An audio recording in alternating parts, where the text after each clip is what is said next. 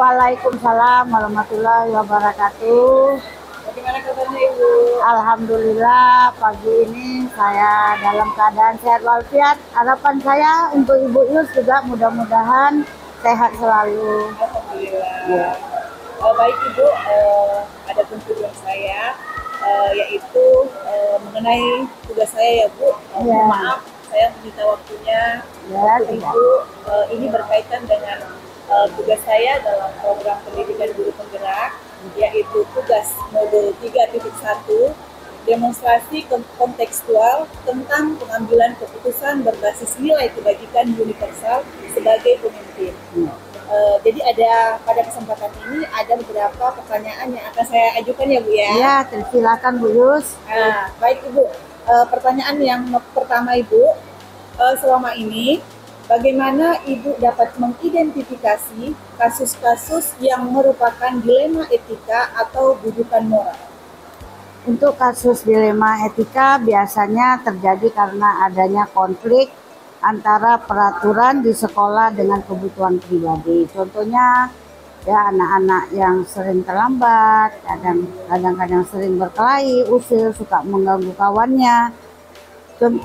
Kemudian dari kasus yang hanya sepele ini, kalau dilema etika menekankan pada pengambilan keputusan yang tepat dan bijaksana. Jadi keputusan yang berpihak pada siswa di dalamnya, sedangkan bujukan moral itu antara benar versus yang salah. Oke, baik Ibu. Kemudian untuk soal yang kedua Ibu, selama ini bagaimana Ibu menjalankan pengambilan keputusan di sekolah Ibu, terutama untuk kasus-kasus di mana ada dua kepentingan yang sama-sama benar atau sama-sama mengandung nilai kebajikan? Terlebih dahulu saya menelusuri dulu permasalahannya, ya. Kemudian saya mempertimbangkan dampak yang menjadi prioritas saya dalam mengambil keputusan yang berpihak pada murid. Kemudian berusaha mencapai keputusan itu bersama dengan adil, ya, jadi tidak memberatkan pada satu pihak tapi bersifat adil bagi semua pihak. Oke, baik Ibu. Kemudian yang ketiga Bu, langkah-langkah atau prosedur seperti apa yang biasa Ibu lakukan selama ini? Terus terlebih dahulu saya mengidentifikasi masalah, kemudian mengklarifikasikan tujuan khusus yang ingin dicapai. Kemungkinan untuk mencapai tujuan itu menjalankan keputusan tersebut. Oke, jadi mengklarifikasi. Ya. Pertama mengidentifikasi dulu masalah. Iya, kemudian diklarifikasi. Iya. Benar atau tidaknya Bu ya? Iya. Baik Ibu, untuk pertanyaan yang keempat, hal-hal apa saja yang selama ini Ibu anggap efektif dalam pengambilan keputusan pada kasus-kasus dilema etika? Yaitu dengan melibatkan berbagai pihak dalam proses pengambilan keputusan, ya, berkomunikasi itu yang utama, ya. Jadi kalau ada permasalahan yang utama tuh komunikasi, ya, dengan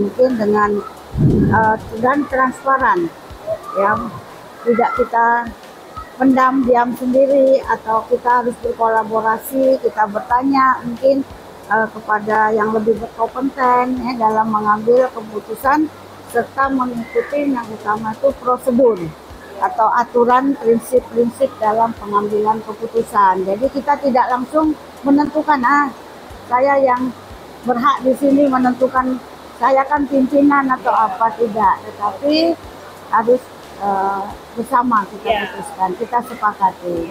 Intinya kolaborasi yang penting ya. Kolaborasi. Iya. Baik Ibu, selanjutnya nih Bu, pertanyaan yang kelima.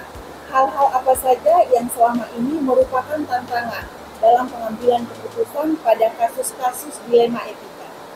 Keputusan yang diambil terkadang melanggar prinsip keadilan, ya, bagi anggota lain karena seolah-olah seperti ada perlakuan istimewa dari pihak pengambilan keputusan. Nah, itu tadi ya, keputusan yang kita ambil sebaiknya tidak harus memang benar-benar adil, jadi tidak berpihak berat sebelah gitu. Apalagi anak itu kalau kita bersifat tidak adil, pilih kasih, itu akan membuat anak menjadi down dia, karena dia dianggap tidak kurang perhatian, gurunya berat sebelah ya, berpihak pada kawan yang pintar misalnya, yang baik atau Oke, baik Ibu. Pertanyaan selanjutnya nomor 6. Apakah Ibu memiliki sebuah tata cara atau jadwal tertentu dalam sebuah penyelesaian kasus dilema etika? Apakah Ibu langsung menyelesaikan di tempat atau memiliki sebuah jadwal untuk menyelesaikannya? Bentuk atau prosedur seperti apa yang Ibu jalankan? Saya tidak mempunyai jadwal tetap, tetapi kalau ada permasalahan biasanya saya itu maunya cepat selesai ya, jadi harus segera diselesaikan, jangan sampai masalah itu menginap atau besok baru kita selesaikan. Nah, sambil memastikan semua langkah yang diambil itu dengan hati-hati dan sesuai dengan keputusan yang berpihak kepada siswa. Intinya berpihak kepada siswa ya. Baik Ibu, pertanyaan yang ketujuh. Adakah seseorang atau faktor-faktor apa yang selama ini mempermudah atau membantu Ibu dalam pengambilan keputusan dalam kasus-kasus dilema etika? Yang utama itu pastinya dukungan ya, dan tim yang solid dan kompak ya, baik dari guru, kawan sejawat ya, siswanya sendiri ya, kemudian yang memiliki pedoman etika yang jelas ya, yang membantu serta dukungan dari keterlibatan seluruh warga sekolah untuk memudahkan proses pengambilan keputusan. Seperti itu tadi, tetap kita harus berkolaborasi, kita mencari keputusan dengan banyak pertimbangan, tetapi harus tepat ya, dan harus dengan kesepakatan warga sekolah. Oke, baik Ibu. Sekarang pertanyaan terakhir ya Bu ya. Dari semua hal yang telah disampaikan, pembelajaran apa yang dapat Ibu petik dari pengalaman Ibu mengambil keputusan dilema etika? Bahwa saya belajar dari ini, keterbukaan dan komunikasi ini yang paling utama. Jadi keterbukaan dan komunikasi. Jadi tidak menyimpan permasalahan itu sendiri ya. Kemudian komunikasi, perlu kita berkomunikasi, karena kita mau berkolaborasi tentu ada komunikasi. Kalau tidak ada komunikasi tentu tidak terjadi kolaborasi ini tadi. Saya juga menyadari bahwa setiap keputusan pasti memiliki dampak ya, dampak dan resiko yang akan menimbulkan kritikan. Namun dari dampak atau resiko ini kita ambil yang paling kecil ya, dampaknya tentu yang dampak yang baik, tentu yang positif, nilainya yang positif. Kemudian harus merujuk pada keberpihakan pada siswa, nilai kebajikan serta pribadi mampu mempertanggungjawabkannya ya. Oke, baik Ibu, terima kasih banyak saya ucapkan atas jawaban-jawabannya yang Ibu sampaikan. Sukses selalu untuk Ibu ke depannya Ibu ya. Sama-sama Ibu Yus, sukses juga untuk Ibu Yus. Mudah-mudahan selesai mengikuti di kelas CGP ini sampai panen karya ya. Mudah-mudahan Bu Yus juga tetap sehat selalu sampai dalam mengikuti diklat selanjutnya. Amin. Terima kasih. Amin. Terima kasih Ibu.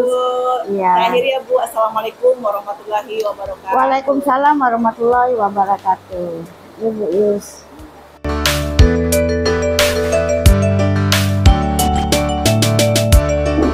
Assalamualaikum Pak Yurisman. Waalaikumsalam warahmatullahi wabarakatuh, Bu. Bagaimana kabarnya Pak? Alhamdulillah sehat. Alhamdulillah.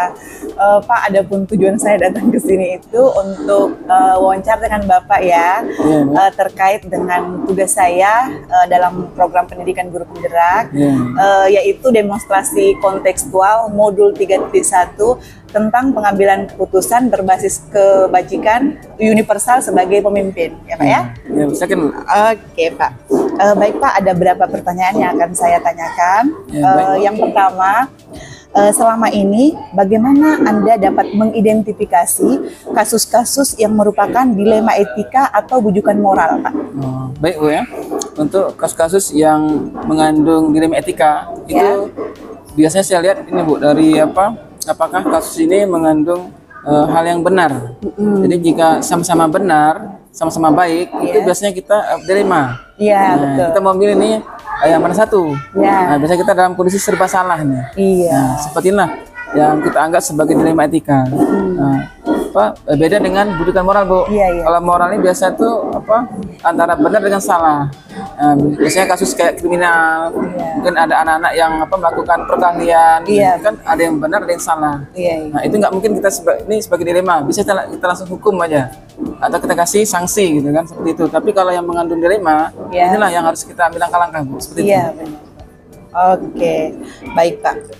Kemudian pertanyaan selanjutnya yaitu selama ini bagaimana Anda menjalankan pengambilan keputusan di sekolah Anda, terutama untuk kasus-kasus di mana ada dua kepentingan yang sama-sama benar atau sama-sama mengandung nilai kebajikan? Yang pertama yang jelas Bu, kita akan mengidentifikasi ini masalahnya di mana, sebagai akar masalah itu di mana kita akan memanggil orang-orang yang terlibat.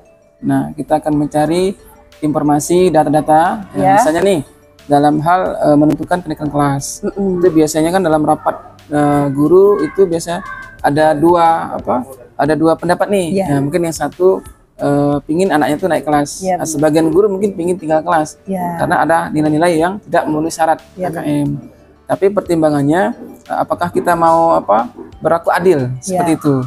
Sementara gimana masa depan, dampak dari keputusan ini kalau kita ambil salah satunya. Tapi pertimbangan itulah akan kita ambil dengan rasa kasihan tadi. Nah, walaupun melanggar kode etik, tapi setidaknya kita mempertimbangkan masa depan anak ini. Tapi dengan syarat, nah anak yang tersebut mungkin harus melakukan hal-hal yang perbaikan-perbaikan. Nah, mungkin orang tuanya kita panggil, buat perjanjian gitu seperti apa. Nanti dia ketika dia naik kelas, ada hal-hal yang perlu dia perbaiki, tingkatkan itu seperti itu, Bu. Biasanya seperti itu. Kalau di sekolah saya seperti itu. Oke, Pak. Kemudian langkah-langkah atau prosedur seperti apa yang biasa Bapak lakukan selama ini? Langkah-langkah yang saya lakukan yang pertama adalah kita akan melihat dulu apakah keputusan yang akan diambil ini itu mengandung nilai kebajikan. Apakah ini merugikan yang bersangkutan atau benar-benar berpihak sama murid kita. Nah, seperti itu. Dan keputusan ini harus kita pertanggungjawabkan. Nah, itulah langkah-langkah yang kita ambil. Nah, apabila seperti itu, yang hasilnya maka kita akan mencoba untuk mengidentifikasi, Bu. Ini sebenarnya apa yang harus kita selesaikan. Itu. Terpenting bagaimana berpihak kepada murid ya Pak ya.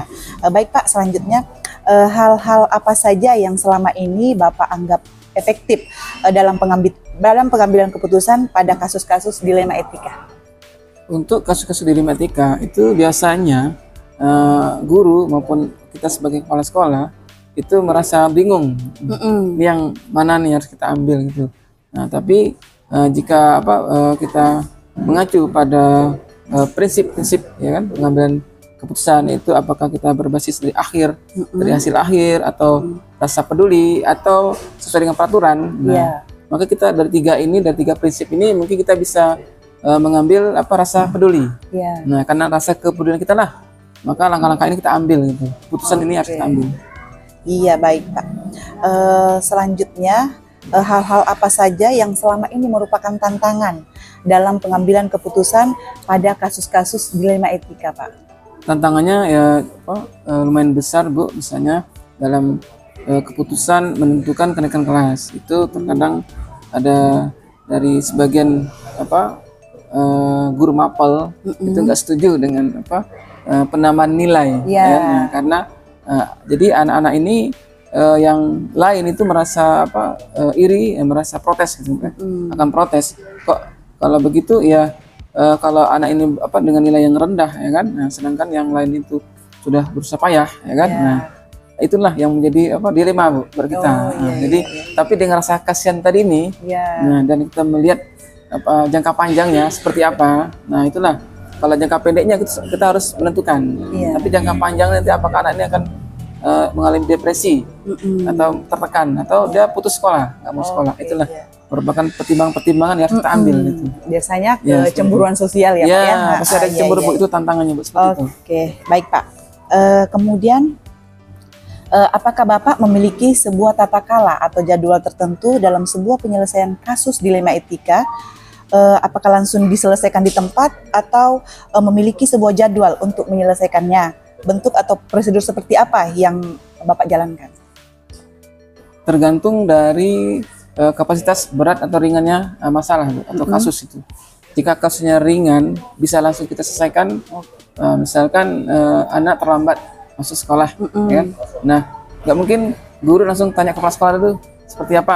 Hal seperti itulah kita harus sampaikan kepada guru-guru. Nah, udah buat aja kesepakatan kelas seperti apa, langsung saja memberikan anak itu arahan, bimbingan. Nah, itu depan. Kalau kasus-kasus yang besar seperti mungkin adanya pembulian, perkelahian, atau kasus-kasus yang pidana gitulah. Nah, itu kita harus membuat menata seperti apa prosedurnya. Mungkin kita melakukan identifikasi dulu apa masalahnya, dan kita mengumpulkan data informasi yang faktual, yang nyata, yang benar-benar aktual. Kita panggil orang yang terlibat seperti itu, kita rapat dengan dewan guru maupun dengan komite sekolah, bahkan dengan pengawas sekolah. Seperti itu. Oke, baik Pak. Selanjutnya, adakah seseorang atau faktor-faktor apa yang selama ini mempermudah dan membantu Bapak dalam pengambilan keputusan dalam kasus-kasus dilema etika, Pak? Yang jelas untuk mempermudah kita adalah kita melibatkan dewan guru, rekan guru melalui rapat, musyawarah. Jika memang mentok ya, stagnan, maka kita akan memanggil orang-orang seperti pengawas sekolah untuk mendampingi kita, atau dinas pendidikan mungkin seperti itu, atau bahkan mungkin psikolog, ya kan. Nah, yang bisa sebagai narasumber, atau kita bisa konsultasi ya, nah, sama mungkin tokoh-tokoh masyarakat atau tokoh-tokoh agama yang bisa membantu kita seperti itu Bu. Oke, baik Pak. Ini pertanyaan terakhir nih Pak ya. Dari semua hal yang telah Bapak sampaikan, pembelajaran apa yang dapat Bapak petik dari pengalaman Bapak mengambil keputusan dilema etika, Pak? Pelajaran yang sangat berharga adalah apabila keputusan ini kan gak ada yang salah Bu. Nah, karena kalau kita mengambil keputusan ini secara adil, ya, itu dampaknya mungkin itu adil untuk semua. Nah, tapi namanya dilema. Kadang-kadang keputusan adil ini tidak baik juga untuk seseorang yang misalnya punya prestasi nih. Nah, tapi dia dari segi akademik dia kurang, lemah. Tapi dari segi non akademik dia bagus gitu. Nah, kalau kita tetap memaksakan untuk keadilan, maka nanti dampak kedepannya akan buruk gitu. Akan ada menjadi hal yang negatif gitu. Nah, tapi jika dengan adanya dilema ini kita mengambil keputusan dengan menggunakan 9 langkah tahap pengujian itu melalui tahapan yang begitu ketat ya. Nah, itu insya Allah akan benar-benar mengandung dampak yang baik, yang positif ke depan. Nah, mungkin dengan dia ada effort atau efek yang baik ini akan membuat dia berubah ke depan nanti. Itulah hal-hal yang menurut saya itu suatu yang berharga. Kita bisa memberikan manfaat, memberikan nilai-nilai kebajikan untuk anak. Seperti itulah Bu. Oke Pak, baik Pak. Ada lagi Bu? Sudah cukup ya. Terima kasih banyak ya Pak ya, saya ucapkan atas waktunya, atas jawaban-jawaban yang Bapak berikan. Terima kasih banyak. Oke Pak, Assalamualaikum warahmatullahi wabarakatuh. Waalaikumsalam warahmatullahi wabarakatuh.